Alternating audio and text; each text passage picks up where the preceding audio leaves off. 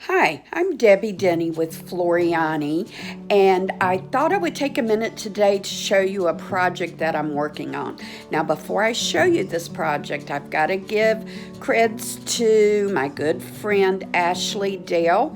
Ashley did a quilt using this technique that I absolutely loved, and she not only told me how she did it, but she actually gave me the hexagons to do it as well. So thank you, Ashley.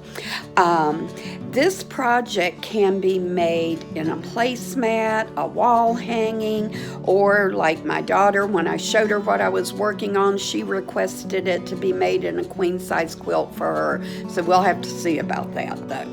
I am going to turn the camera around and show you the product that I used and how I did it, and then I'm going to finish it because I haven't quilted it yet, and once I get it quilted I'll post pictures as well. So here we go.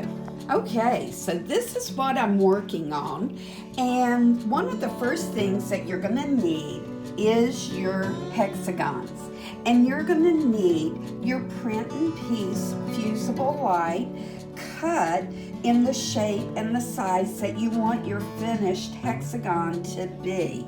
So, and then you're going to fuse it to the fabric. Once it's fused, you'll use your glue stick and fold all of your edges in so that you have the finished size you want. Now, let me move some of this stuff out of my way. Once you have it down, it's kind of funny because the way Ashley did it was very random, and I was trying to be random too, but my random always ended up turning into a flower, so I said, well, why not? So once you've got them in place, I actually use my glue stick just a little bit to tack them down to the fabric. Then I made my sandwich with my embroidery batting, my backing fabric, and I used my free fuse to fuse it together so that while I am quilting, I'm not having to worry about using pins or spray. So this is where I'm at. Now, the tape that you see down the middle is our embroidery perfection tape. I'm using it because I'm gonna use it as a guide for my first stitch. I'm just gonna channel quilt this, so I've got a straight edge with my tape, and I'll be able to continue kind of straight for the rest of the project. Okay, this is kind of what it's going to look like. As soon as I get it finished, I'll get back with you. Thanks. Well, I have finally finished my little project. This, I think, is going to end up being a quilt for my granddaughter Evie Jo's baby dolls.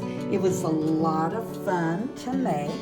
As you can see, to finish it, I just did channel quilting all the way through. I actually used our new Quilt Select invisible thread with the 80 weight Quilt Select bobbins.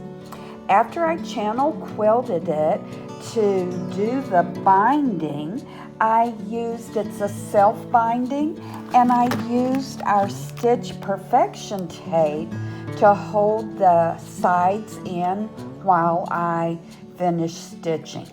Just a little recap. The first product that you're going to need is the print and piece fusible light.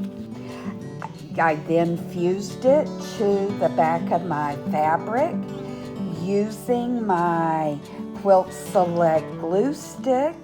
I finished the edges of it, and then again I used the glue stick to hold the hexes in place until I quilted it. Before I quilted, I used the free fuse to sandwich my top, my batting, and my back together so I didn't have to use pins or sprays.